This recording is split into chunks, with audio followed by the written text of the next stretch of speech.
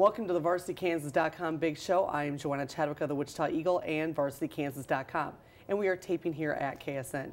My guest today is Andover girls basketball coach Max Hamblin. Coach, thanks for being here today. Well, thanks for having me. It's always a delight to be here. Well, I appreciate that. I want to talk to you about your team because you got a really nice team, and it starts with Jalen Agnew. Yeah. What can she do for you? Oh, everything. She can play point. She can play R5. Sometimes she does. She defends well. She's probably averaging 22 right now. Probably getting four or five blocks a game. She, great defender, and a really good teammate on top of all that. So, she's a great kid. She's hopefully going to have a lot of success at Creighton. But she does it all for us, and how she goes is how we go. Right. Well, and it's interesting to see her game progress, where her first 2 years she primarily played inside. Yeah. Do you play her outside because she's more effective there now, or because that's also is going to be where she's going to play in college? Yeah, a little of both. We we tried to take advantage of some matchups.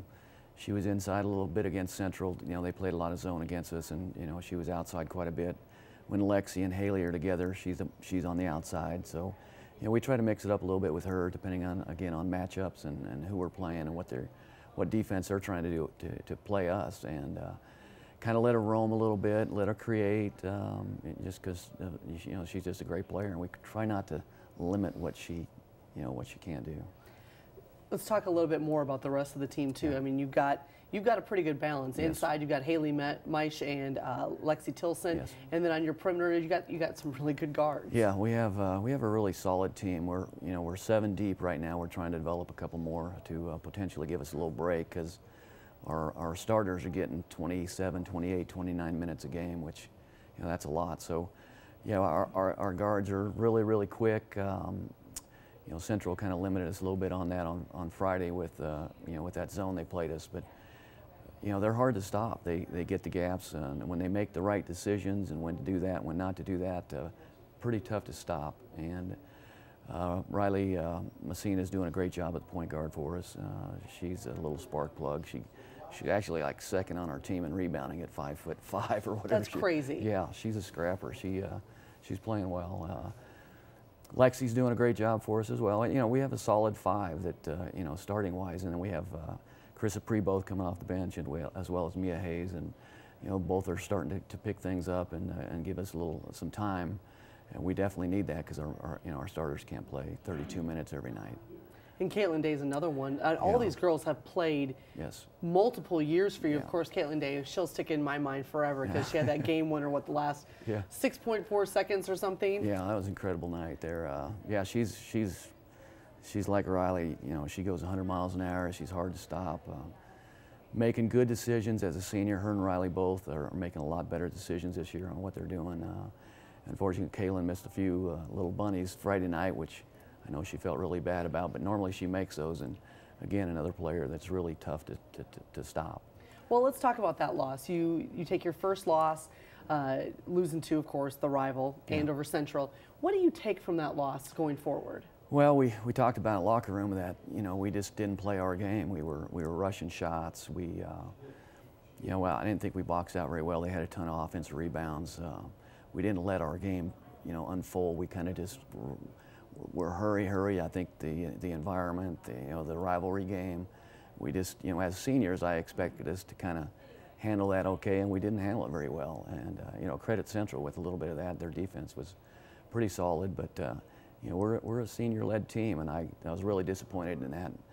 Hopefully, that's what we learned from that game, is that when we get into these kind of situations, we got to let things happen, let the offense work, let the defense work, and do what we know how to do. And we didn't do that Friday. Because you had in the previous 2 games, you got a really nice win over McPherson, where you opened up, 22-7 in the first quarter. Yeah. To me, that's the kind of game that I would expect you guys to play. Yeah, well, we shot lights out in the first half at McPherson, and we shot, you probably know this, 6 of 30 against Central through 3 quarters. And I don't care who you're playing, you're not going to win many games. And, you're right. And a lot of those were 4 shots, and so we got to learn from that and move forward. But McPherson was a big win at McPherson. They're a good team. They're going to win a lot of ball games. And like I said, we came out on fire, and that got us going, our confidence going. Everybody was relaxed, and you know, we didn't let that environment bother us. Talk a little bit about your Substate, because it changed a little bit this year. And Yeah. Heights is now going north. They're going to be in with Newton in Class 5A Substate. Correct. Of course, you guys are still in a loaded Substate. Yeah, yeah. Well, both of them around here, they're always loaded. They balanced them out, thank goodness, because the volleyball one, if they'd have kept that, you know, for basketball, that'd have been just a nightmare, because there's a lot of quality teams. There would have been 7 really good teams in that Substate. So thank goodness they balanced that out, and it's pretty good right now. We still have Cape and Carroll, Central, both the Goddard schools, and Arc City and Liberal. So it's really a balance for both sides, north and south. So, you know, it's just good basketball around here, and you're just glad that they made that change. Well, because you would have had Salina Central and Heights if it were like the volleyball Substate. Yes. That's just crazy. Yeah. You know, when you have such a tough Substate getting to state, doesn't that just kind of raise the stakes a little bit? Like, okay, getting to state, it's not even winning is obviously what you want, winning state, but it's also quite an accomplishment just to get there. Oh, absolutely. And you know, every game matters because of your seeding, and you want to get that home court for the higher seed when Substate rolls around, because that's huge. And you can't slip up and lose a game that you're not supposed to lose. And you know, it's a big challenge. There's a lot of quality teams, and that actually kind of prepares you for the state tournament. It's a state tournament in itself, usually every year. And unfortunately, a few good teams stay home, and you just got to be playing your best basketball at that time of the year. And hopefully, we've kind of done that in the past. We lost a heartbreaker last year to Capen, but you know, we're going to learn from this loss, and hopefully we can continue and get one of those top seeds so we can keep the home court advantage.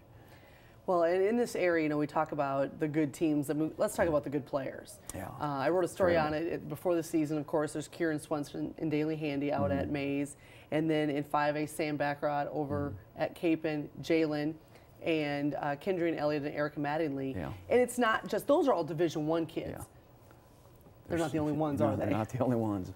Pretty incredible. It's, you know, I think I told you in that article that, you know, girls basketball has come a long ways in the last 15 years, because the athletic ability of a lot of these girls nowadays is tremendous. They do multiple sports. They're good athletes. They great basketball players as the Division I's are out there. A lot of Division II's. I mean, it's good basketball. A lot of opportunities for kids to get better, and I think the girls are becoming more athletic. The ones that are sticking with basketball, a lot of them are doing club volleyball, and so, you know, the girls game is a lot more athletic, I would say, more, you know, quicker, faster. Teams are flying up and down the court. It's just fun to watch. You know, you bring up the club volleyball. And that, to me, that's got to be such a touchy subject, because I mean, I'm a huge proponent of multi-sport athletes. I think it benefits you physically. I think it benefits you mentally. And let's be honest, there's a small percentage of people who go on to play major college sports. Yeah, I agree. And to me, it's a benefit. Okay, so we look at what club volleyball is to basketball, and it has hurt the game of basketball, hasn't it? Absolutely. And I don't know what fuels it. I don't know. Girls don't like to run as much. Volleyball is not a running sport, but it's definitely frustrating, because we lost one this year to club volleyball, and we've lost some in the past. And to me, it's about your school, it's about your community, it's about your teammates. You know, you're leaving them behind when you do that stuff. And I understand, you know, maybe they think they can play college volleyball and they want to get better. I understand all that. But sometimes, you know, there needs to be balance. And doing the same thing over and over, you know, there's repetitive injuries, and it happens all the time. But being an athlete is more important to me than doing just that same thing over and over and over. Help your school, help your teammates, you know, help your community. To me, we lose some of that pride, I think, with some of that, when kids go that direction and they don't stick around and help them. Now, if they aren't good enough to make the basketball team, I completely understand it, 100%. But if they can help the team that they've been playing for a couple, 3 years, then all of a sudden they disappear, you know, that's a tremendous blow to some programs. Well, and especially in the smaller schools, even at the bigger schools, though. I mean, you know, it's funny because I've got an 11-year-old son, and he's going to play flag football this spring. Absolutely. And someone said to him, "Well, you should be playing baseball. Are you going to get a scholarship out of flag football? Yeah. My son is 11. Yeah. I have no clue if he'll be good enough to ever play college sports. Well, but why don't you enjoy it? that's the thing. Enjoy your teammates. Enjoy your school. Enjoy that experience. That's stuff I remember from 30 years ago. I mean, I can't remember too much back that far, but I can remember my teammates, my team, big games and stuff like that. And I get the one sport thing. Everybody's trying to, excel in one sport maybe, but I know it's taken a toll, I think, on basketball, and especially, like you say, in some of the smaller schools. Sometimes, 5A, 6A, we have enough to cover up a loss, but 4A down, it's taken its toll, I think. I think so too. Well, Yeah. Coach, thank you so much for being here. I really do appreciate it. Good luck to you as you head into the winter break. And yeah, looking forward to that. Yeah, one more too. game to go. Me too. Yeah, so. All right. Thanks so much, for having Coach. me. I appreciate it. All right. Thanks so much for watching the VarsityKansas.com Big Show. This will be the last one of 2014, so we'll see you back in 2015. Have a good holidays, Christmas, whatever you're celebrating.